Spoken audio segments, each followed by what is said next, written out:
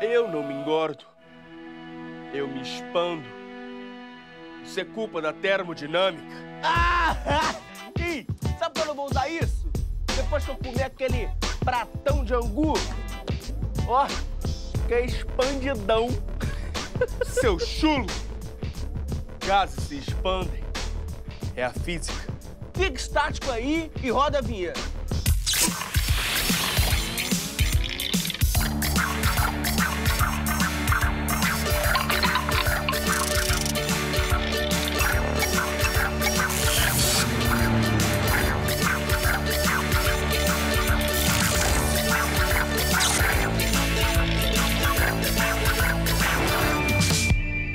Hora do Enem no ar! E hoje a gente fala de um tema importantíssimo para a física e para o meio ambiente: energia renovável. O nosso convidado veio lá do Senegal para estudar o assunto aqui no Brasil, Mamour Sopnedai, no terceiro bloco. Porque antes a gente foca todas as energias no Enem. Não é isso, professor José Sampaio? Opa, tudo bom? Seja bem-vindo mais uma vez, professor. E aí, hidrostática cai muito no Enem? Olha, se você reparar, tem caído com alguma frequência sim. As provas dos anos anteriores sempre tem uma, duas, três questõezinhas de hidrostática. Então, bora relembrar o que esse campo da física estuda? Bom, a hidrostática, basicamente, ela vai estudar os fenômenos relacionados a fluidos. E quando eu falo fluidos, você pode entender que são basicamente os líquidos e os gases. Que conteúdos são mais importantes quando o assunto é hidrostática? Olha, o que não pode ficar para trás de jeito nenhum, tem que levar na maletinha lá pro Enem, são os conceitos de densidade e os três teoremas da hidrostática, que são os teoremas de Stevin, que vai tratar da diferença de pressão entre dois pontos, teorema de Pascal, que é a transmissão de pressão no fluido, e o teorema de Arquimedes, que fala sobre força aplicada quando o corpo desloca fluido. Bora partir para a questão? Vamos lá. Professor Fabrício Alves, é com você. Vamos lá? Vamos trabalhar? Acompanha comigo. Sabe-se que nas proximidades dos polos do planeta Terra é comum a formação de icebergs, que são grandes blocos de gelo flutuando nas águas oceânicas. Estudos mostram que a parte do gelo que fica emersa durante a flutuação corresponde a aproximadamente 10% do seu volume total. Olha só, daí que vem, né, aquele ditado, a ponta do iceberg, perceberam? Só tem 10% para fora da água. Dentro da água, a gente tem quanto? 90% submerso, 10% emerso, para fora. Um estudante resolveu simular essa situação introduzindo um bloquinho de gelo no interior de um recipiente contendo água, ok?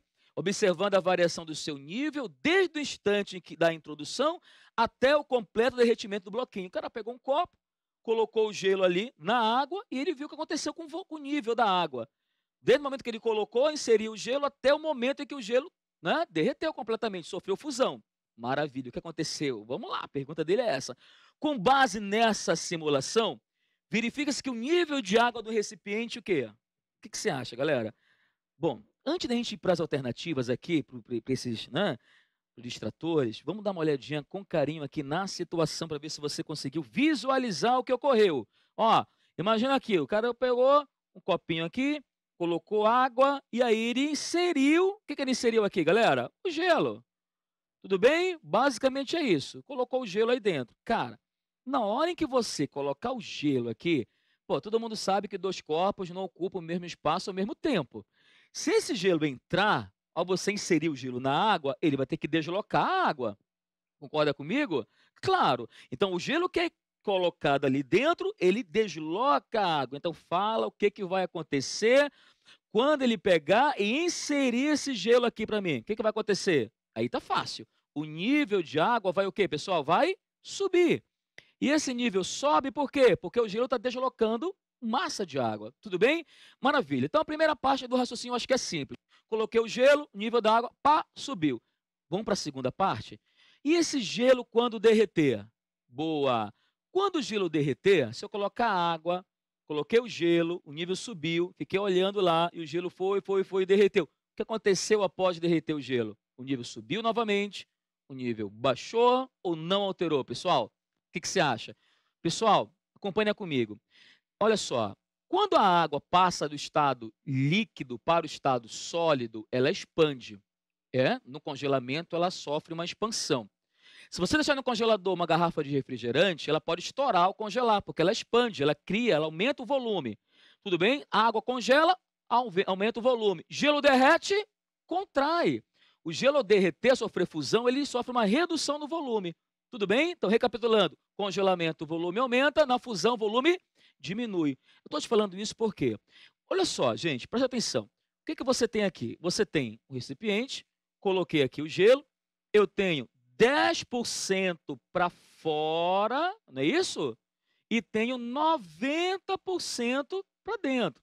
E aí muita gente pensa assim, poxa, quando o gelo derreter, essa parte que está aqui fora, esses 10%, eles vão fazer o nível da água subir. Certo ou errado? É errado. Porque o gelo, ao derreter, ele vai contrair. Ele vai diminuir justamente os 10%. O nível da água não vai sofrer alteração. Lembrando que quando o corpo está flutuando, a massa do líquido que ele desloca é igual à sua massa. Então, por exemplo, se o gelo ali tem 10 gramas, ele está deslocando de água quanto? 10 gramas, ele já deslocou a sua massa. Ele está ocupando espaço maior porque o gelo tem menor densidade. E aí ele vai ter maior o quê? Volume. Tudo bem? Agora, quando esse gelo derreter, ele vai contrair. Todo esse volume do gelo vai caber justamente nessa parcela que está imersa, que está dentro da água. Ou seja, o volume não vai mudar, galera. Legal? E aí? Então, qual seria a resposta aqui? Vamos lá. Letrinha, acompanha comigo. Ao colocar o gelo, vamos lá por etapas. Quando eu coloquei o gelo, o volume o quê? Subiu. 2 corpos não ocupam o mesmo espaço ao mesmo tempo. Porém, quando o gelo derreteu, o volume não se alterou. Então, vamos lá. Tá? Seria a letrinha C, perfeito? Subirá com a introdução do bloquinho de gelo e após o derretimento desse, o nível permanecerá o quê? Sem alteração, sem mudança, tudo bem? Às vezes a gente pensa assim, poxa, mas eu sempre ouvi falar que se o gelo derreter, o nível do oceano vai aumentar. Cara, mas aí não é o gelo que está na água já, não é o gelo que está, né, que está flutuando, é o gelo continental. Se o gelo que está em continente, que está em picos de montanha, gelo que está sobre rocha, sobre solo, esse gelo derreter, essa água invade o mar. E é essa água que vai elevar o nível do oceano. O gelo que já está lá na água, ele já deslocou o seu volume, já deslocou a sua massa. Então, ao derreter, ele não vai alterar nada. Tudo bem, pessoal? Fica a dica e até a próxima. Valeu, professor! Questão que faz pensar, né, professor? Essa questão eu costumo dizer que ela é bem ardilosa. Se você, mesmo que saiba física, se você não prestar atenção, pode dançar nela. E o que o candidato precisa saber para acertar essa questão? Bom, ele tem que ter os conceitos de dinâmica, de leis de Newton, condição de equilíbrio de um corpo e também precisa saber o teorema de Arquimedes. Por que sempre 10% do iceberg fica imerso? Bom, antes de mais nada, a gente tem que ter em mente que isso é uma estimativa, não é um valor exato, ok? Mas, em geral, o iceberg ele é 10% menos denso do que a água, isso a 0 graus Celsius. Por isso, ele fica 10% para fora, fica 10% imerso. E esse é um dos princípios fundamentais da hidrostática, tô certo? Tá certo. Para se analisar um empuxo, que é essa força que faz com que os corpos flutuem na água, você tem que ter uma relação entre as densidades do líquido deslocado e também tem uma relação da densidade do corpo que vai flutuar. E que outras leis da física estão envolvidas nessa questão? Nessa questão, o que é crucial é a questão do equilíbrio. As forças têm que se cancelar. O peso do corpo vai se cancelar, tem que ter igual magnitude ao valor do empuxo, essa força de baixo para cima produzida pelo líquido deslocado. E ela envolve um pouco de química também, tá certo? Na verdade, as ciências meio que se confundem. Estamos estudando estados da matéria, então a física também discute um pouco, assim como a química. Então a relação entre densidade e volume varia de acordo com os estados físicos? Como é que é isso? Vem aqui para o gráfico. Se a gente analisar, esse gráfico aqui é válido para água, ok? Então o que a gente percebe? A 0 graus Celsius, tá ok? Antes de 0 graus Celsius eu tenho a água, a condições normais de pressão, ela está no estado sólido, é o famoso gelo. De 0 graus para cima, se a gente começar a subir a temperatura, esse gelo já vai estar no estado líquido, ele derreteu. Esse pontilhado aqui seria o ponto onde ocorre a fusão do gelo, ok? Então o que a gente percebe? A água a 0 graus, mas no estado sólido, ela tem um volume muito maior do que a água a 0 graus no estado líquido, onde ela vai ter uma densidade maior. Ok? Que é o gráfico que está mostrando essa descontinuidade aqui. Beleza. O professor Fabrício lembrou uma coisa curiosa, né? Ele diz que o nível dos oceanos aumenta de acordo com o derretimento do gelo continental e não dos icebergs, né? Isso é muito importante. Tem uma diferença crucial. O gelo continental pode ser entendido como gelo que está na plataforma continental, ok? São gelos que estão nas montanhas, por exemplo, enquanto que os icebergs não. Como a própria questão mostra, o derretimento deles não faz subir o nível dos oceanos. E o que causa esse derretimento? Olha, tem várias teorias, ok? A mais aceita hoje em dia é a teoria do aquecimento global. E esse também é um assunto muito importante para a prova do Enem, né, professor? Com certeza, aquecimento global, você pode ver, vários desastres naturais são associados hoje em dia por, enfim, diferentes mídias ao aquecimento global. Agora, voltando a falar de hidroestática, quais os conceitos e fórmulas que o candidato não pode esquecer? Bom, ele não pode esquecer essa relação inversa de proporção para densidade e volume, ok? Ele não pode esquecer os 3 teoremas também. O teorema de Stevens, como eu disse no começo, que é a diferença de pressão entre 2 pontos, que é o produto da densidade do fluido, gravidade, aceleração da gravidade, melhor dizendo, e diferença de altura entre os 2 pontos. Não pode esquecer a transmissão de pressão de Pascal, ela é o princípio de funcionamento de muitas máquinas, e ela não pode esquecer do teorema de Arquimedes, que foi o que a gente tratou na questão. E quando a gente aprende isso tudo, professor? Normalmente, no ensino convencional, esses são conteúdos que são ensinados no 2º ano do ensino médio. E qual é a dica para quem quer ficar craque nesse assunto? Tem que fazer uma revisão geral dos conteúdos, antes aí das semanas que faltam para o Enem, e tem um documentário que é bem interessante, que é do Al Gore, que foi candidato à presidência dos Estados Unidos, que o nome do documentário é Uma Verdade Inconveniente.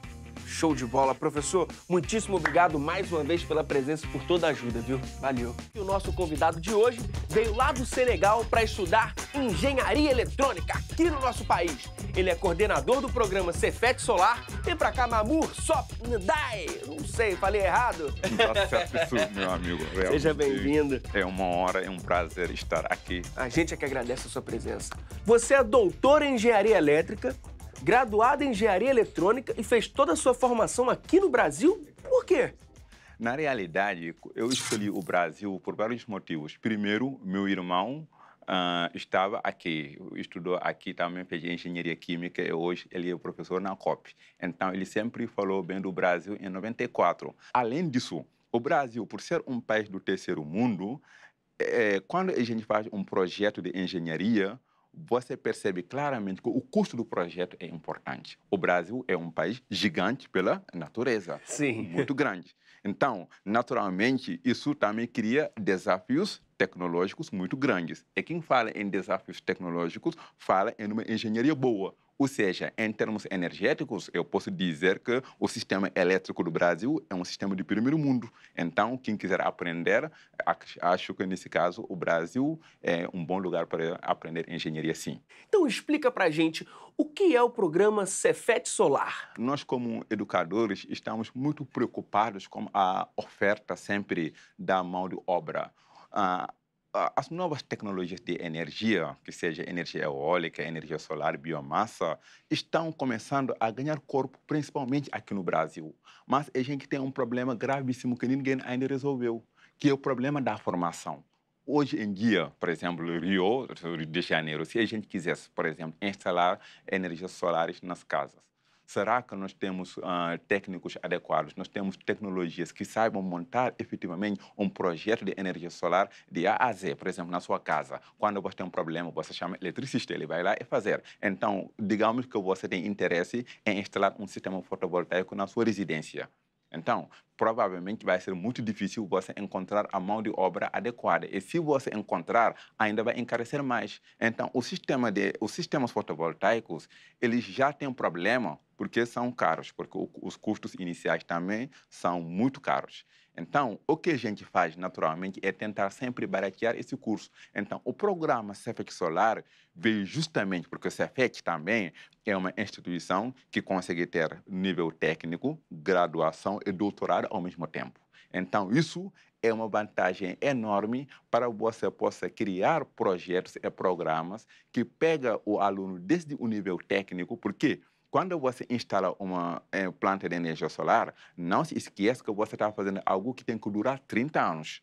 Então, fazendo algo que dure 30 anos, tem que instalar bem. Não adianta você instalar um sistema que amanhã vai voar. Por causa disso, que a gente está sempre procurando, encorajando as pessoas a instalarem sistemas fotovoltaicos, e isso passa necessariamente em uma formação técnica de excelência. O segundo ponto também, a gente sabe que aqui no Rio de Janeiro, para disseminar a penetração da energia solar, não adianta a gente ficar lá no nosso cantinho, no CP, tentando fazer. Não, isso nunca foi nossa meta. Tanto é que, nesse momento, nós temos um programa junto com a UFRJ e FRJ, que simplesmente estamos tentando disseminar o ensino de energia solar no Rio, formando professores. Pois é, mas a maior parte da energia aqui no Brasil é gerada por hidrelétricas. Por quê? É a forma absolutamente menos cara, para não dizer mais barato, porque energia barata também a gente tem que se convencer que não tem. Então, é a forma de energia menos cara de se produzir. Porque hoje, quando você gera energia proveniente da água, você depende da água, que é da potencial, energia potencial, tem turbina, vira energia cinética, e tem gerador, vira energia elétrica. Então, aqui você está eliminando totalmente petróleo. Você está eliminando totalmente... o petróleo, por exemplo, tem um problema. O fluxo varia muito, cambial, varia muito o preço do petróleo. Então, o preço de energia proveniente da água, então, naturalmente, eu posso dizer que é mais previsível. E também a gente tem que se entender que, claro, a energia proveniente das águas é uma energia limpa, é uma energia boa, tanto é que é uma das energias renováveis, um dos melhores que tem até, mas também tem, como qualquer forma de energia, tem problemas, porque tem a escassez das chuvas, tem desvio dos rios, e tem também aquilo que nós chamamos hoje na sua casa, você sabe que a cada, digamos, watt instalado na sua residência, estou falando de watt, tá bom? Em algum lugar do Brasil, 1.000 metros quadrados está sendo alagado. Então, isso daí são alguns problemas de contornos que a gente tem que resolver. Mas estamos caminhando para a diversificação das matrizes energéticas? Caminhando, nós já estamos diversificando a matriz energética, porque o Brasil, aquilo coisa que vocês falam, que o Brasil é um país abençoado, pelo menos do ponto de vista energético, isso é verdade, porque o Brasil é um dos poucos países que tem o privilégio de escolher a forma de energia que quer produzir. Por exemplo, tem sol à vontade, tem vento à vontade, o Brasil é um país enorme e tem água à vontade. Então, naturalmente, uma vez que, como a energia proveniente das águas, a energia hidrelétrica era mais, digamos, fácil de gerar, era menos cara de se obter. Então, é lógico que o Brasil foi mais nesse campo. Mas quando começou a chover menos, o Brasil foi investir em energia eólica. Energia solar também está indo bem, no sentido de que, hoje em dia, a ANEEL, através da resolução 482, criou programas em que o próprio consumidor brasileiro pode ser o produtor de energia. Ou seja, hoje na sua casa, você consegue produzir energia solar, utilizar uma parte e vender outra parte para a concessionária. Ter energia solar, de dia você produz, injeta na rede da concessionária e de noite você praticamente consome da concessionária. Isso ajudou muito a penetração da energia solar, porque não se esqueça que o grande problema que a energia solar sempre teve é o problema de armazenamento. Então, quando começou a operar em função como a rede elétrica, quando o governo começou a encorajar a população a produzir a sua própria energia, isso é bom. Por quê? Pelo menos o governo vai poder investir em outra coisa, deixando a população tentando produzir sua própria energia, vender para a concessionária e receber créditos, amortecendo até a conta de luz. Então, isso, sem dúvida, é uma novidade e acredito que nos próximos anos isso vai impactar muito. Sem contar que a energia solar hoje em dia praticamente é a forma de energia que gera mais emprego no mundo, porque a cada megawatt instalado, você já está produzindo 9 empregos, desde a fabricação do silício até o comissionamento do seu sistema fotovoltaico. E essa realidade é bem próxima do Senegal? O Senegal, como muitos países africanos, a gente, infelizmente, acha que a energia sai da tomada. Ou seja, demoramos muito para compreender que a energia não dá para você se desenvolver sem investir em energia. Hoje em dia, qualquer país que quer crescer 1% no seu PIB, do ponto de vista energético, tem que crescer 2%. Então, por causa disso, você vê países africanos crescendo, aí depois o crescimento cai, porque não está tendo energia suficiente para alavancar e para sustentar aquele crescimento. Sendo que 90% é térmica, 90% ou é petróleo ou é carvão. Apenas 10% representam as energias provenientes de fontes renováveis, que é água e solar. Por exemplo, na matriz energética do Senegal, a energia solar representa 0,2%. Mas o governo pelo menos começou a compreender isso. Então, a gente acredita que nos próximos anos a inserção de energia solar nos governos, nos sistemas africanos em geral, isso vai contribuir muito. Sem contar que hoje, se você falar da África, praticamente 70% da população africana não tem acesso à energia. Estou falando 70%. Representa praticamente 800 milhões de pessoas. Por incrivelmente que pareça. Então, hoje em dia, quando você não tem acesso à energia, você nem sequer consegue ser ativamente produtivo. A energia solar veio, por exemplo, para resolver esse problema também, porque a energia solar pode ser consumida exatamente onde é produzida. Isso é bom. Então, você consegue, por exemplo, através da energia solar, fazer sistema de irrigação. Isso, praticamente, você pega uma população que não produzia nada, agora faz parte do sistema produtivo. Para isso, claro, tem que ser políticas sempre presentes, sempre tentando melhorar, e isso está acontecendo muito nos países africanos em parceria com a iniciativa privada. E como os conhecimentos da física ajudam nesses estudos? O que é efeito fotovoltaico? Efeito fotovoltaico é a transformação da luz do sol em eletricidade. Então, quem inventou o efeito fotovoltaico? É Alexandre Edmond Becquerel, que é um físico. Hoje em dia, quando você pega a placa fotovoltaica em si, toda aquela coisa, tecnologia de silício que pega o efeito fotovoltaico, transformar o fóton em energia solar, pipocando em luz do sol, isso é inteiramente física.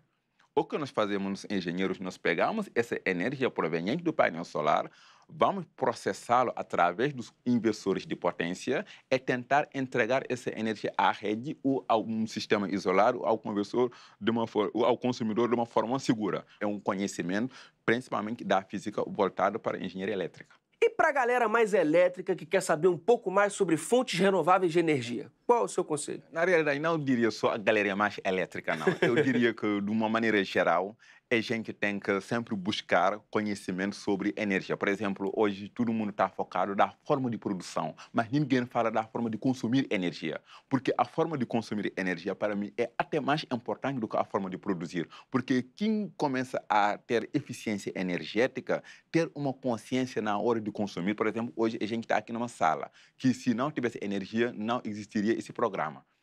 A gente também está numa situação em que praticamente nós não sabemos nada exatamente quantos quilowatt-hora estamos consumindo. Se tivesse uma placa lá na frente dizendo que, olha, a essa hora estamos consumindo tanto, então talvez o apresentador ia apresentar o programa mais rápido, talvez íamos desligar um ar-condicionado. Então, isso eu estou falando de políticas também de consumir energia, na realidade, não de produzir. Mas existem páginas muito importantes, o principal deles é a página da EPE, que é Empresa de Pesquisa Energética.gov.br, que tem muitos dados processados e seguros, confiáveis sobre esse sistema, e também ir lá no Cefet nos procurar, porque lá, com certeza, você vai aprender conosco ou com outros colegas professores sobre os sistemas de energia solar, em particular, e energia elétrica em geral. Mamur, muito obrigado pela sua presença. Valeu mesmo, uma viu? honra estar aqui com vocês também. Obrigado. É isso aí, galera. Energia nos estudos. E uma das fontes você já sabe qual é. O nosso site está cheio de conteúdo para contribuir para essa caminhada. Então entra lá, horadoenem.mec.gov.br. Por hoje é só. Renatinho, apaga a luz. E até mais.